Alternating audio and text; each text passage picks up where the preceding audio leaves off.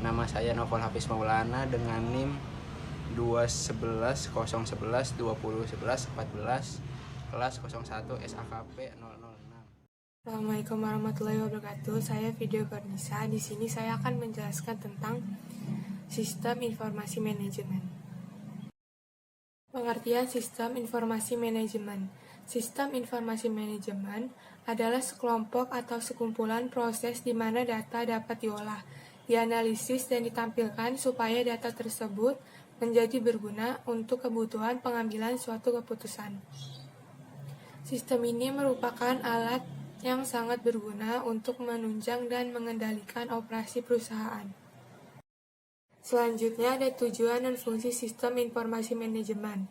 Tujuannya yaitu menyediakan layanan informasi dalam perhitungan produk, harga pokok jasa, maupun tujuan lain yang menjadi target manajemen.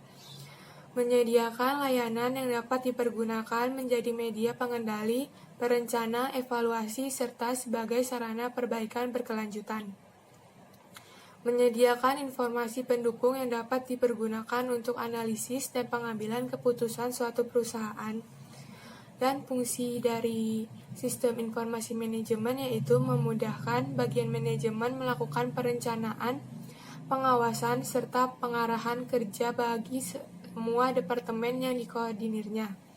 Meningkatkan efektivitas dan efisiensi pengolahan data. Karena data yang ada, sistem informasi suatu manajemen merupakan data telah tersaji secara akurat dan real-time. Selanjutnya, meminimalisir biaya dan meningkatkan produktivitas suatu perusahaan atau organisasi.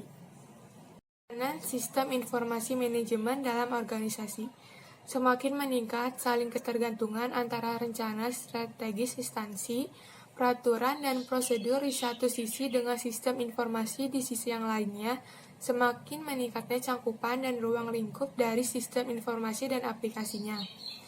Melakukan akses informasi dengan cepat dari berbagai penjuru dunia, serta untuk mengendalikan aktivitas yang tidak terbatas pada ruang waktu. Tantangan dalam pengembangan sistem informasi, yaitu ada tantangan investasi sistem informasi, tantangan strategik bisnis, tantangan globalisasi, tantangan infrastruktur teknologi informasi, tantangan tanggung jawab dan pengawasan, etika dan pengawasan. Oke, akan saya lanjutkan. Bidang sistem informasi. 1. Sistem informasi akuntansi. 2. Sistem informasi pemasaran. 3. Sistem informasi sumber daya manusia. 4. Sistem informasi manufaktur. 5. Sistem informasi keuangan. Sistem informasi akuntansi.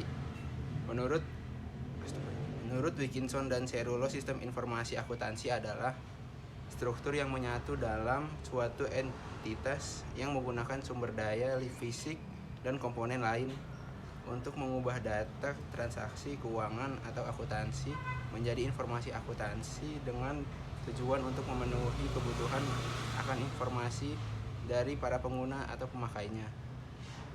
2. Sistem informasi pemasaran. Sistem informasi pemasaran adalah kegiatan perseorangan dan organisasi yang memudahkan dan mempercepat hubungan pertukaran yang memuaskan dalam lingkungan yang dinamis melalui penciptaan, pendistribusian, promosi, dan penentuan harga barang, jasa, dan gagasan. 3. Sistem informasi sumber daya manusia. Sistem informasi sumber daya manusia adalah sistem terintegrasi yang menyediakan informasi yang digunakan dalam pembuatan keputusan sumber daya manusia. 4. Sistem informasi manufaktur sistem.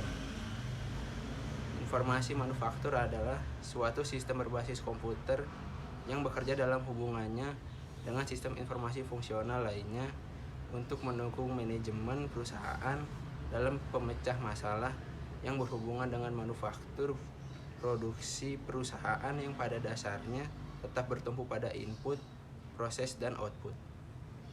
5. Sistem informasi keuangan. Semua manajer dalam perusahaan mempunyai tanggung jawab keuangan. Mereka diberi anggaran biaya operasi seminim mungkin dan diharapkan untuk menjaga pengeluaran biaya melampau batas anggaran tersebut. Informasi yang menjelaskan arus uang baik yang dianggarkan maupun yang sebenarnya memungkinkan manajer untuk melakukan tanggung jawab keuangannya. Informasi ini diberikan oleh sistem informasi keuangan.